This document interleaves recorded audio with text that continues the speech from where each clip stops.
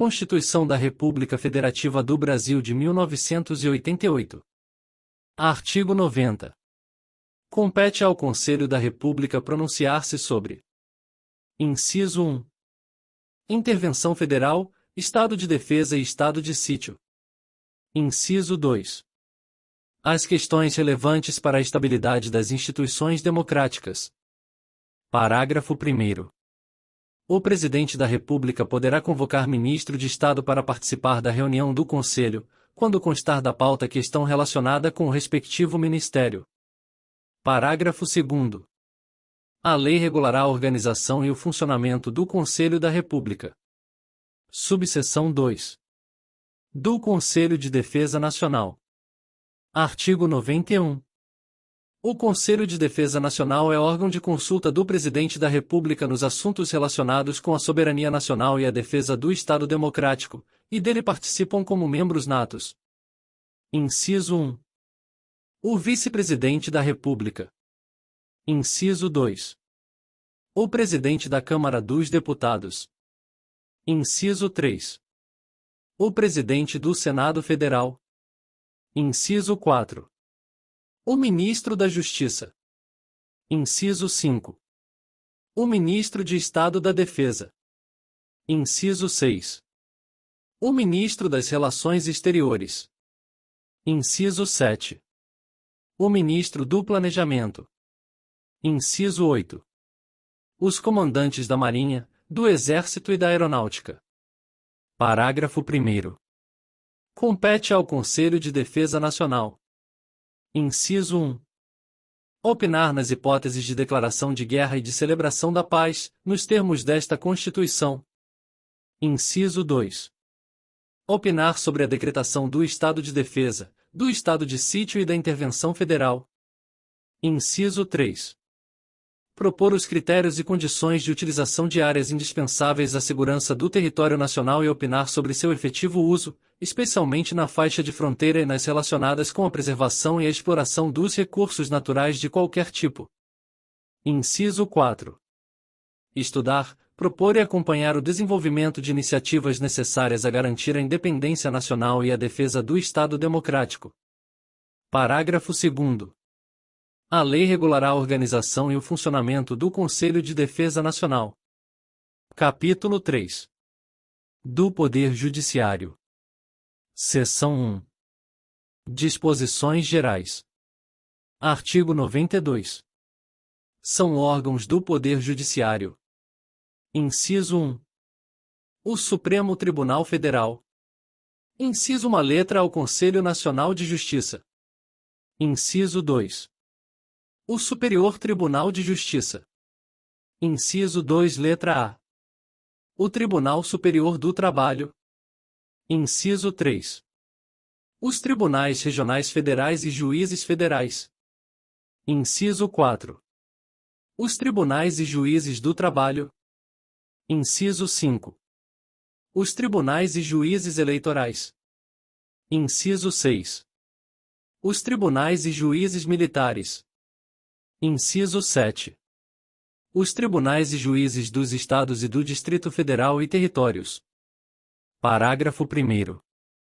O Supremo Tribunal Federal, o Conselho Nacional de Justiça e os Tribunais Superiores têm sede na capital federal. Parágrafo 2º. O Supremo Tribunal Federal e os Tribunais Superiores têm jurisdição em todo o território nacional. Artigo 93. Lei complementar, de iniciativa do Supremo Tribunal Federal, disporá sobre o Estatuto da Magistratura, observados os seguintes princípios. Inciso 1. Ingresso na carreira, cujo cargo inicial será o de juiz substituto, mediante concurso público de provas e títulos, com a participação da Ordem dos Advogados do Brasil em todas as fases, exigindo-se do bacharel em Direito, no mínimo, 3 anos de atividade jurídica e obedecendo-se, nas nomeações, à ordem de classificação. Inciso 2. Promoção de entrância para entrância, alternadamente, por antiguidade e merecimento, atendidas as seguintes normas.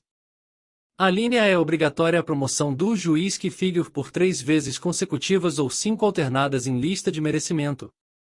A linha B. A promoção por merecimento pressupõe 2 anos de exercício na respectiva entrância e integrar o juiz à primeira a quinta parte da lista de antiguidade desta, salvo se não houver com tais requisitos quem aceite o lugar vago. A linha C. Aferição do merecimento conforme o desempenho e pelos critérios objetivos de produtividade e presteza no exercício da jurisdição e pela frequência e aproveitamento em cursos oficiais ou reconhecidos de aperfeiçoamento. A linha D. Na apuração de antiguidade, o tribunal somente poderá recusar o juiz mais antigo pelo voto fundamentado de 2/3 de seus membros, conforme procedimento próprio, e assegurada ampla defesa, repetindo-se a votação até fixar-se a indicação. A linha I. Não será promovido o juiz que, injustificadamente, retiver autos em seu poder além do prazo legal, não podendo devolvê-los ao cartório sem o devido despacho ou decisão. Inciso 3. O acesso aos tribunais de segundo grau far-se-á por antiguidade e merecimento, alternadamente, apurados na última ou única entrância.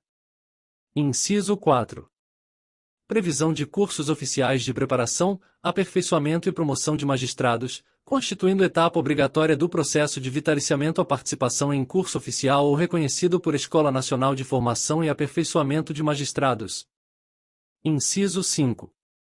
O subsídio dos ministros dos tribunais superiores corresponderá a 95% do subsídio mensal fixado para os ministros do Supremo Tribunal Federal e os subsídios dos demais magistrados serão fixados em lei escalonados, em nível federal e estadual, conforme as respectivas categorias da estrutura judiciária nacional, não podendo a diferença entre uma e outra ser superior a 10% ou inferior a 5%, nem exceder a 95% do subsídio mensal dos ministros dos tribunais superiores, obedecido, em qualquer caso, o disposto nos artigos 37 inciso 11, e 39, parágrafo 4º.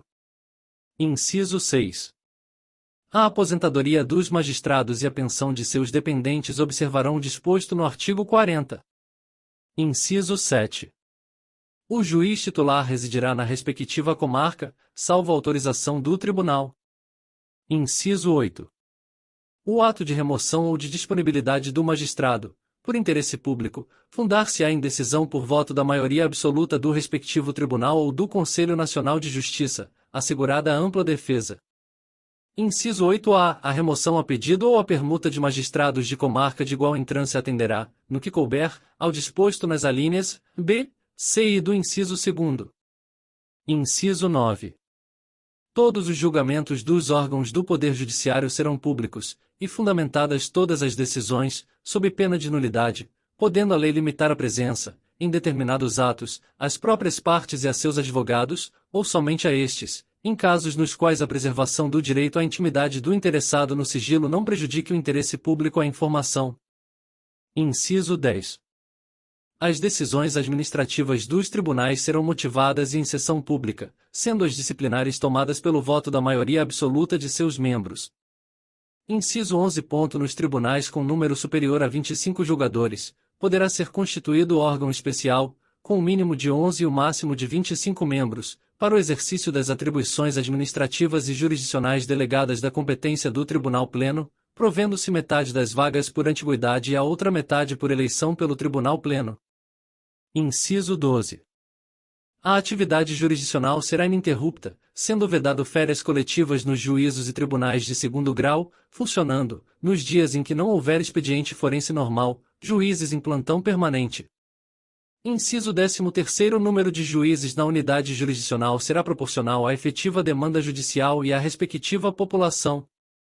Inciso 14. Os servidores receberão delegação para a prática de atos de administração e atos de mero expediente sem caráter decisório. Inciso 15. A distribuição de processos será imediata, em todos os graus de jurisdição.